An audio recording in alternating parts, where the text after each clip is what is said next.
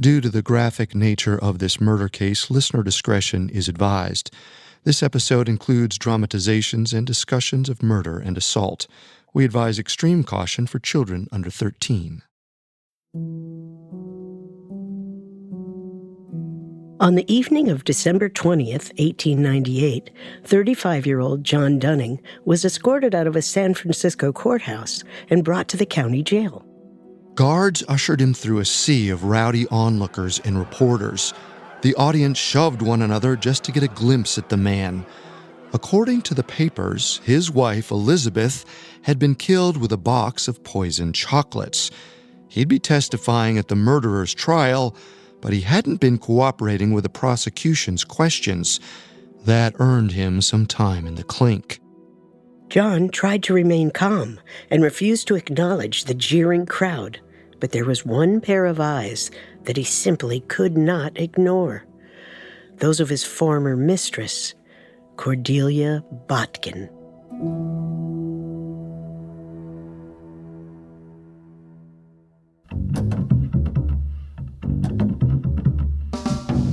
Welcome to Solve Murders, True Crime Mysteries, a Spotify original from Parcast. I'm your host, Carter Roy. And I'm your host, Wendy McKenzie. Every Wednesday, we step into the world of true crime's most fascinating murder cases and tell the tale of how real-life detectives close the case. You can find episodes of Solve Murders and all other Spotify originals from Parcast for free exclusively on Spotify. This is our second episode on the candy box killing. Last week, we watched as authorities arrested John's former mistress, Cordelia Botkin, for murdering Elizabeth and her sister, Ida. This week, we'll follow Cordelia's journey through the court system and witness an unusual path to justice. We have all that and more coming up. Stay with us. On August 23, 1898, San Francisco Detective Gibson arrested 44-year-old Cordelia Botkin. Cordelia was the prime suspect in the murder of sisters Mary Elizabeth Dunning and Ida Dean. Elizabeth and Ida had received a mysterious box of chocolates in the mail earlier that month. The women sampled the candies and died in their Delaware home a few days later. They had no idea that the candies were laced with arsenic. After a few weeks, the authorities were fairly certain that Cordelia was responsible. They were fairly certain that she'd had an affair with Elizabeth's husband, John Dunning, while he was living in San Francisco. And they speculated that she had committed the crime out of jealousy, so she could have John all to herself. Once Cordelia was behind bars, all Police Chief Isaiah Lees could do was wait for new evidence. This was a bi-coastal case, and the San Francisco police needed to coordinate with the investigators in Dover, Delaware. Luckily, things were moving swiftly in Delaware. Elizabeth and Ida's father, John Pennington, had enlisted the help of an old work buddy, Attorney General Robert C. White. White was in constant contact with Lees, and they frequently relayed info across the U.S. They needed to figure out what to do with Cordelia as soon as possible. As glad as I am to help, technically the crime was committed in Delaware. Doesn't White understand that there isn't much I can do here? According to the last telegram, White thinks different. Mrs. Botkin lives in San Francisco, so she would have used a post office in town. She probably bought the poison here, which means some of the crime happened in California. Well, he's the lawyer. I suppose the question on his mind is which state we'd be more likely to win in. The victims were Dover girls through and through, and everyone there knows their father. So we should form the jury on their home turf. It's a stretch, but maybe White can make an extradition happen. Extradition is usually reserved for fugitives on the lam, not suspects already in custody, but the lawmen involved thought it was worth a try. White told the media in San Francisco about their plans to file for extradition.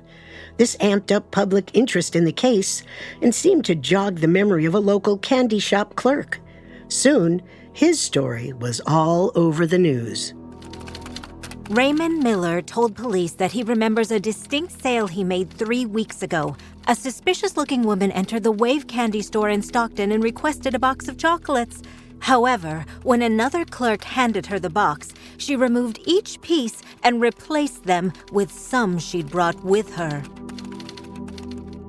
Chief Lees called Miller into the station and arranged a police lineup to determine if this strange woman was really Cordelia Botkin. But Cordelia's lawyers successfully delayed that effort. Cordelia's attorney, George Knight, applied for a writ of habeas corpus that would allow his client to refute her arrest before the court. In essence, he was trying to prevent her from being extradited to Delaware, where the locals were against her. The application was granted, and her hearing was set to be held on September 6th, which was just over a week away. Luckily for the prosecution, a Dover detective soon arrived with evidence in tow. While some of it pushed the case against Cordelia forward, it also led to some apparent dead ends. We showed all the evidence to a handwriting expert. The letters, the note that came with the chocolates, everything. And he says they're not a match. Okay, so the letters came from someone else. That doesn't... It's worse than that. The analyst also looked at Mrs. Botkin's penmanship. And? It doesn't match any of the samples. The case was unraveling in the prosecution's hands. Cordelia certainly seemed shifty, and she had a motive to kill Elizabeth Dunning, but that wasn't enough to get her extradited to Delaware. The investigators needed clear evidence that she sent the box of candy, and they needed it fast. Then, a man named George Haas, owner of Haas & Sons Candy, came forward with a statement that changed everything. He sat down with Chief Lees to look over the remaining chocolates which had been preserved as evidence. All right, here's the box the chocolates came in. You'll see there are a few left. That's it. My store has shelves of these boxes.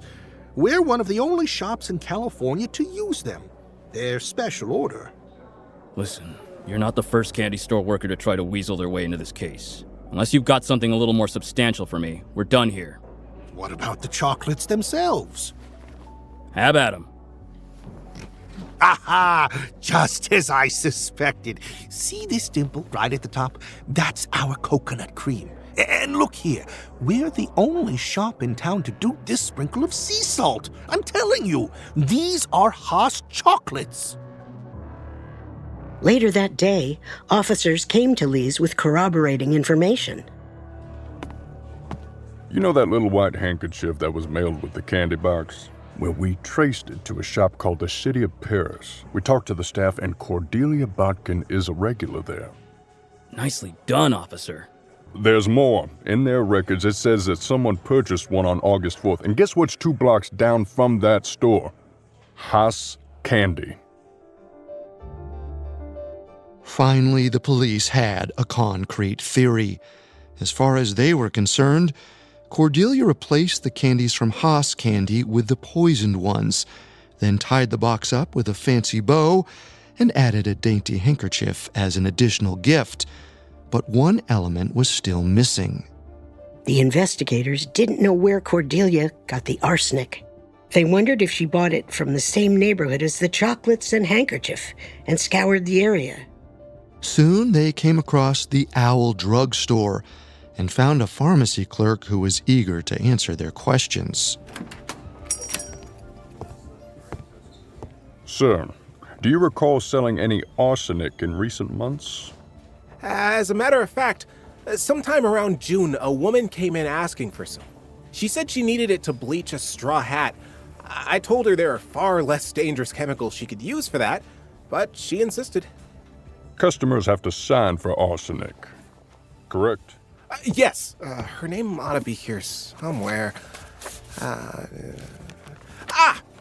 Here it is. June 1st, Mrs. Botkin.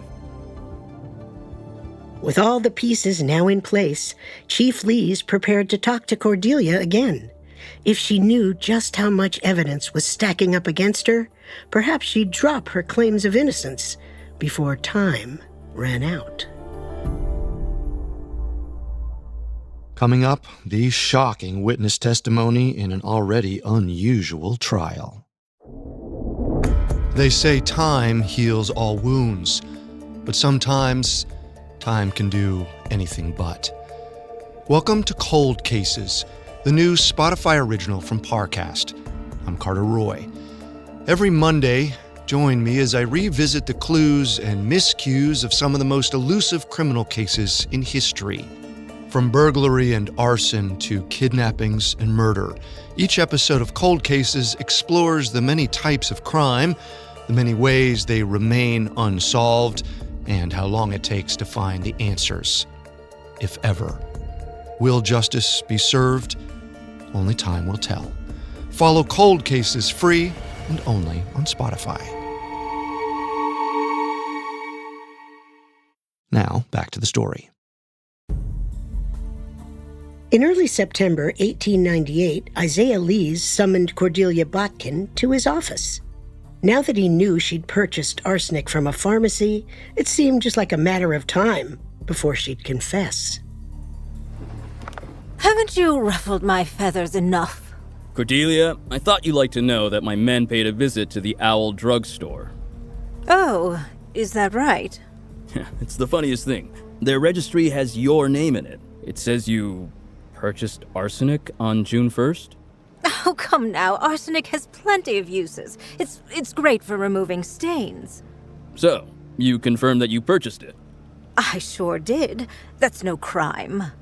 Thanks for your time, Mrs. Botkin. Chief Lees felt things were tipping back in his favor, but he still had the habeas corpus trial to worry about. Unfortunately, little is known about that trial. All we do know is that after September 6th, Cordelia's defense lost their case. That meant the murder trial could finally move forward. Cordelia needed to appear in court soon, but the authorities still weren't sure where that court would be.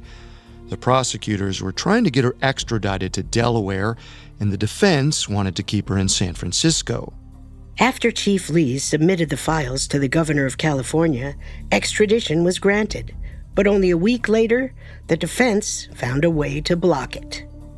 In mid-October, the case went to the Superior Court, who decided that because Cordelia had never set foot in Delaware, she could not legally be considered a fugitive from Delaware. Therefore, she could not be extradited, and she would be allowed to stay in San Francisco, whether the San Francisco PD liked it or not. It was a devastating blow for the prosecution, but the fight was far from over. Cordelia was formally arraigned for murder and pled not guilty. The trial date was announced soon after, December 5th, 1898. Once Cordelia's trial date was set, the victims' families and other Delaware witnesses boarded trains to San Francisco. Among them was the man many wanted to see testify under oath, Elizabeth's husband, John Dunning. John had repeatedly denied any romantic involvement with Cordelia, but people expected that to change. Few men would lie under penalty of perjury, and if he finally told the truth, it would be juicy and sensational. For this reason and more, John wasn't excited to return to San Francisco. It was the place where his marriage fell apart. He may have thought about the fact that if he'd never moved there, he never would have met Cordelia, and Elizabeth would still be alive. Elizabeth's friends and family were probably thinking the same thing, but all they could do was put their faith in John's testimony. The first 2 weeks of the trial involved multiple witnesses who all had something to say about Cordelia and the crime. Elizabeth's family talked about the chocolate box and when it arrived. They connected the handwriting in the threatening letters to the box itself. Multiple witnesses also told their stories about interacting with John and Cordelia. Their landlord even said that they were living together for a time. One of Cordelia's close friends even testified that Cordelia had asked her about the uses and effectiveness of different poisons. Then, on December 19th, John was called to the stand. He'd prepared for this moment. He was finally ready to tell the whole truth about his affair with Cordelia Botkin. But as he approached, he caught Cordelia's gaze. The color drained from his face. He was asked to outline his history with Cordelia. Perhaps due to nerves, John spilled everything. When John finally stopped talking, George Knight approached him for cross-examination. As a defense attorney, Knight angled to make John look less trustworthy, perhaps to cast suspicion away from his client. But he hardly expected John to act as he did.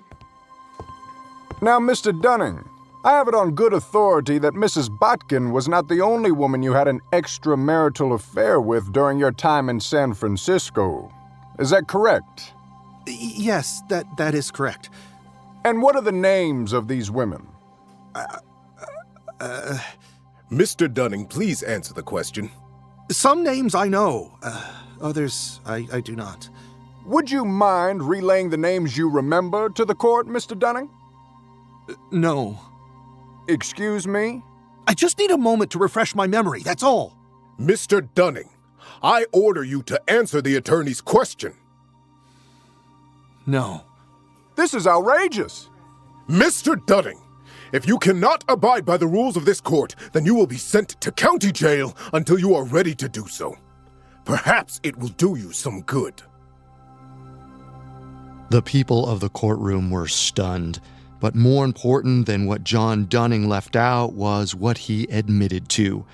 When shown the anonymous letters Elizabeth had received and the box of candy, Dunning was certain the handwriting was Cordelia's. In saying that, he was effectively accusing his ex-mistress of murder. When the day's proceedings concluded, John was escorted out by guards and sent to the county jail, not far from Cordelia. As the former lovers were transported away, there was nothing but pure hatred in his eyes. It was a cinematic close to a day that would have been better suited to the silver screen than the courthouse, and the theatrics continued. On the morning of December 20th, 35-year-old John Dunning was asked to disclose the names of his mistresses for the second time. And once again, he refused. Without a moment's hesitation, the judge sent John right back to county jail. On the third day of this absurd back and forth, Cordelia Botkin's attorney finally broke the cycle. Your Honor, I'd like to withdraw my request. Let these women remain anonymous. I think Mr. Dunning has endured enough humiliation for the time being. It was hard to imagine anything topping John's embarrassing display, but the trial continued to outdo itself. The next day, 44-year-old Cordelia Botkin took the stand. I've never seen that box of chocolates in my life. I've never purchased a handkerchief like that. I've never been to the Owl drugstore. I've never purchased arsenic in my life, and I've never sent a letter to Mrs. Dunning. Every accusation held against me is pure fiction. Even Cordelia's lawyer was surprised to see her deny everything. After all, she'd already told police that she did buy the arsenic, supposedly to bleach a sun hat. Her name was even written in the pharmacy's record book. That called all the rest of her refutations into question. After a few more days of testimony, the jury finally moved into deliberations, and on December 30th, 1898, they delivered their final verdict. We find the defendant, Cordelia Botkin, guilty of murder in the first degree. She will remain in prison until the end of her natural life. Cordelia hardly flinched and remained eerily calm as she left the courtroom. Her antics were far from over.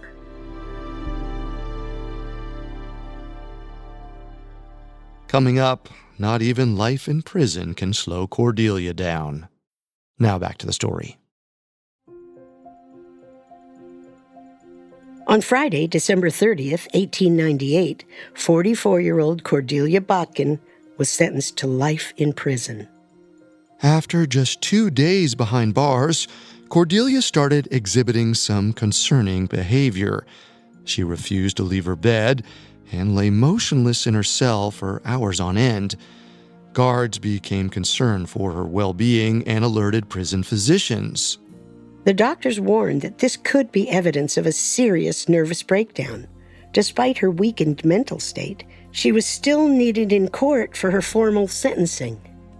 The jury had submitted their ruling, but Cordelia's defense team still had a few tricks up their sleeve. They petitioned the court for a retrial, and a hearing was scheduled for January 23rd. Cordelia's defense attorney started the hearing with full guns blazing. Your Honor, I'd like to request a retrial. I recognize that it has already been discussed at length, but I believe that the state of California had no jurisdiction to hear this case. The victims were killed in the state of Delaware, mind you. Onlookers may have thought the defense attorney had a point. However, judges had already discussed this issue in depth during the extradition hearing that preceded Cordelia's trial. According to the judge, the attorney's argument for a retrial was deeply flawed, and the judge upheld Cordelia's original sentence instead. With no hope of a retrial, Cordelia's attorney filed for an appeal the next month, but it didn't look promising. Even though her attorney continued to work on her case, it seems like Cordelia accepted her fate, at least partially. By July of 1899, rumors were spreading about her antics in prison. Convicted murderer Cordelia Botkin has managed to continue her streak of chaos even from the cell block. Rumor has it that she began a relationship with Frank McFarland, a guard at her prison. One of McFarland's colleagues confronted him about this strange tryst, which led McFarland to physically assault him. It looked like John Dunning wasn't the only man who was driven to poor choices by Cordelia's charms. After he attacked his colleague, prison guard Frank McFarland was arrested for intent to murder. However, the other guard refused to press charges, so McFarland was free to go. But even after this incident, Cordelia still couldn't stay out of the headlines. In April of the following year, she was seen riding a streetcar in the middle of San Francisco with another guard from the prison. And she wasn't spotted by just anyone. The man who saw her just happened to be Judge Cook, who'd presided over her trial. Needless to say, he was not happy to see an inmate gallivanting around the city. He barged into the sheriff's office. I need answers, and I need them now. Look, I can assure you, the woman you saw wasn't Cordelia Botkin. She must have had some kind of look-alike in the city. How can you be sure? Well, you're not the first person to see this woman out and about, and the guards are good men. They wouldn't let that happen. You mean to tell me there are other people who have seen her outside the prison walls? Just living her life as if she didn't murder two people. This is unacceptable. I'm launching an investigation. And although Judge Cook was confounded during that initial confrontation, in mid-May, he returned in a much different mood.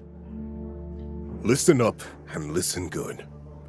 It's your lucky day. I won't be taking any further action. But if I see her or hear one murmur about her being so much as an inch outside that prison, you will regret it for the rest of your days.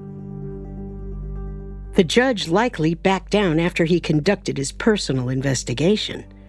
During this process, a local San Francisco woman came forward, claiming that she was often mistaken for Mrs. Botkin. She looked so similar that some referred to her as Cordelia's doppelganger, and she claimed that she frequently rode the Guerrero streetcar. However, the court still had a ways to go with the real Cordelia. Her retrial was finally okayed in spring of 1901, but was postponed multiple times. It ended up opening about 6 years after her first trial on March 10, 1904. The case dragged on for weeks. Both sides rehashed old arguments without anything fresh to offer. But at the tail end of the trial, the prosecutors brought out their secret weapon, a new expert witness. Theodore Kitka was a world-renowned handwriting expert. Over the past weeks, he'd pored over the notes and letters that were allegedly written by Cordelia Botkin. He was far more thorough than the police analyst who looked at the samples before, and his conclusions were very different. After reviewing the anonymous letters sent to Mary Elizabeth Dunning and the note attached to that infamous box of chocolates, I can say, without a doubt, that they were penned by the same person. And I will illustrate it thus. Lights, please. What you see before you are 56 individual letters written by Mrs. Cordelia Botkin. There are her uppercase A's, there are her lowercase b's, and so on. Compare those to the handwriting from the letters and the chocolate box note. Notice how the lines of T and I always intersect with the characters that follow them? Look at the spacing in between the letters. They're consistent, right? To the common eye, these might look like mere coincidence, but they're a clear sign that all of these samples came from the same hand. The jury was enamored. If they'd had any doubt about Cordelia Botkin's guilt, it was gone by now. Kitka's testimony fully convinced them that Cordelia poisoned Elizabeth Dunning and Ida Dean. And while Cordelia never confessed to the crime, the facts presented by the prosecution paint a vivid picture. Cordelia Botkin and John Dunning became romantically involved sometime in 1895 in San Francisco. They became inseparable and spent countless nights in the back rooms of saloons and at the racetrack. At the time, John was living with his wife, Elizabeth Dunning, and their young daughter. But Elizabeth soon found out about Cordelia and moved with their child back to her family home in Dover, Delaware. Once Elizabeth was out of the picture, John and Cordelia doubled down on their affair. They frolicked around the city for several years with no fear of being caught. But in early 1898, John received an assignment to cover the Spanish-American War. On the day he left, he told Cordelia that he wouldn't be returning to San Francisco. Instead, he would go to the East Coast. Maybe he'd go to Delaware to win back his wife and family. Cordelia was heartbroken. Throughout 1898, Cordelia's devastation turned into resentment. She wanted John back and felt like Elizabeth had stolen him from her. So she wrote anonymous, threatening letters and sent them to Elizabeth's house. And when that didn't feel like enough, she decided to up the ante. On June 1st, 1898, Cordelia bought 2 ounces of arsenic from the Owl drugstore in San Francisco, California. This was enough arsenic to kill an entire family, and way more than Cordelia needed. But she just wanted to be sure. Then, sometime around July 31st, she purchased a box of chocolates from Haas & Sons candy shop.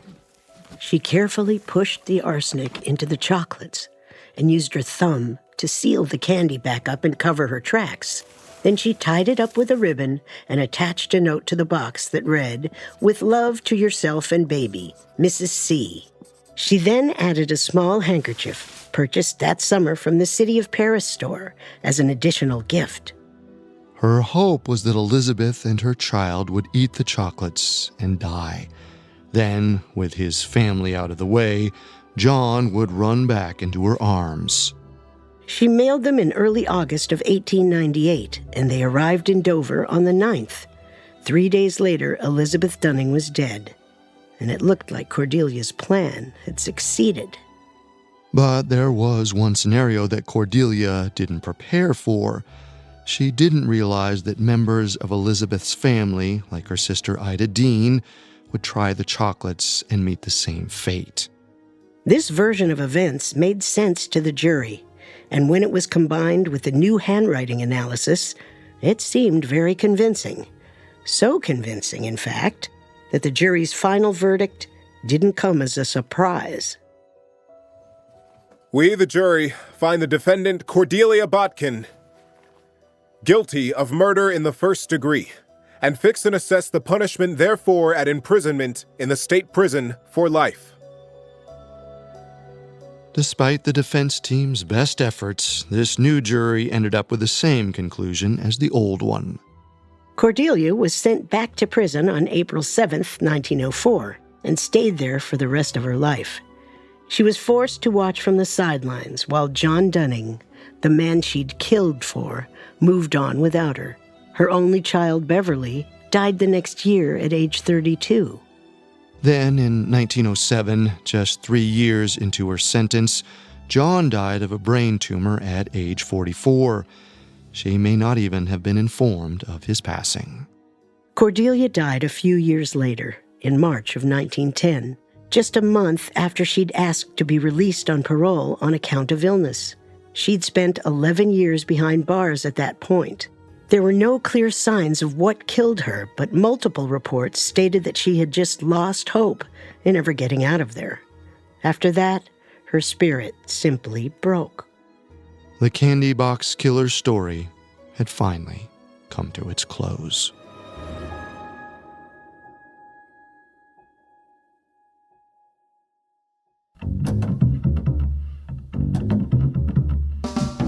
Thanks again for tuning into Solved Murders. For more information on the murder of Mary Elizabeth Dunning, amongst the many sources we used, we found Dying for Chocolate by Carrie Seagrave extremely helpful to our research. You can find all episodes of Solved Murders and all other Spotify originals from Parcast for free on Spotify. We'll see you next time. Yeah, if we live till next time. Solved Murders is a Spotify original from Parcast. It is executive produced by Max Cutler. Sound designed by Michael Langsner, with production assistance by Ron Shapiro, Nick Johnson, Trent Williamson, and Carly Madden. This episode of Solved Murders was written by Spencer Fox, edited by Sarah Batchelor, Kylie Harrington, and Giles Hofseth, fact-checked by Claire Cronin, researched by Mickey Taylor, and produced by Freddie Beckley. The amazing cast of voice actors includes Tom Bauer, Joe Hernandez, Laith Walschlager, Charlie Wess, and Jen Wong. Solved Murders stars Wendy McKenzie and Carter Roy.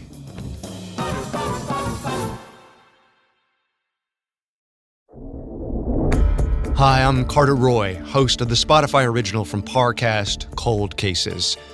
From burglary and arson to kidnappings and murder, explore the many types of crime, the many ways they remain unsolved, and how long it takes to find the answers, if ever. Catch a new episode of Cold Cases every Monday. Listen free, only on Spotify.